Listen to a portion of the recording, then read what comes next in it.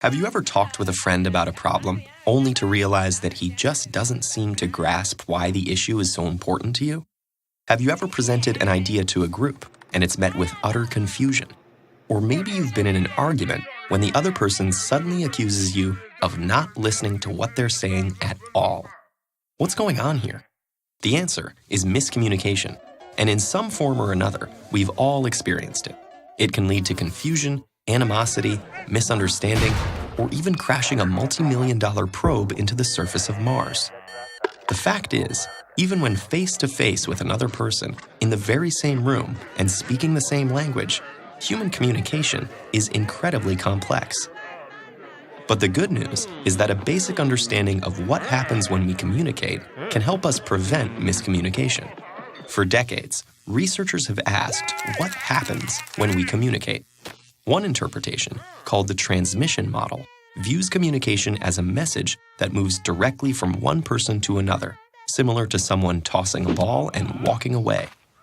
But in reality, this simplistic model doesn't account for communication's complexity. Enter the transactional model, which acknowledges the many added challenges of communicating. With this model, it's more accurate to think of communication between people as a game of catch. As we communicate our message, we receive feedback from the other party. Through the transaction, we create meaning together. But from this exchange, further complications arise.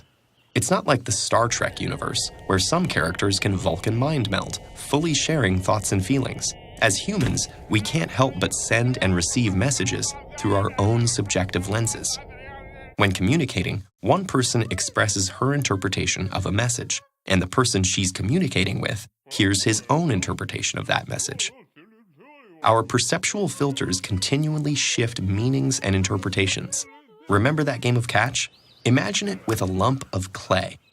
As each person touches it, they shape it to fit their own unique perceptions based on any number of variables, like knowledge or past experience, age, race, gender, ethnicity, religion, or family background. Simultaneously, every person interprets the message they receive based on their relationship with the other person and their unique understanding of the semantics and connotations of the exact words being used. They could also be distracted by other stimuli, such as traffic or a growling stomach. Even emotion might cloud their understanding. And by adding more people into a conversation, each with their own subjectivities, the complexity of communication grows exponentially. So as the lump of clay goes back and forth from one person to another, reworked, reshaped, and always changing, it's no wonder our messages sometimes turn into a mush of miscommunication.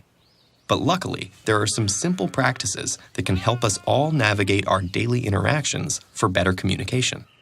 1.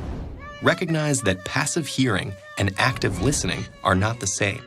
Engage actively with the verbal and nonverbal feedback of others and adjust your message to facilitate greater understanding. 2. Listen with your eyes and ears, as well as with your gut. Remember that communication is more than just words. 3. Take time to understand as you try to be understood. In the rush to express ourselves, it's easy to forget that communication is a two-way street. Be open to what the other person might say. And finally, 4. Be aware of your personal perceptual filters. Elements of your experience, including your culture, community, and family, influence how you see the world. Say, "This is how I see the problem, but how do you see it?" Don't assume that your perception is the objective truth. That'll help you work towards sharing a dialogue with others to reach a common understanding together.